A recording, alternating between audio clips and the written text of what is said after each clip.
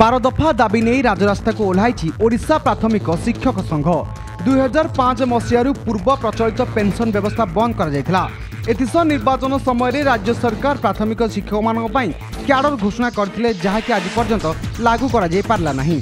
राज्य सरकार प्रतिश्रुति पर प्रतिश्रुति देउछंती हेले कौनसी प्रकार प्रतिश्रुति सरकार आज पर्यंत पूर्ण करि पारिले नहीं, जहाकु नहीं बारंबार सरकार अवगत करा हेले आज पर्यंत कौन प्रकार सुफल मिल पारि नथिबा अभियोग होइछि।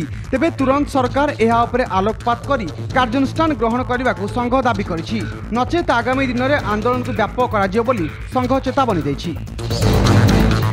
प्राथमिक शिक्षक संघ 12 दफा दाबी नहीं कि आज राजरास्ता को ओह्लैछंती।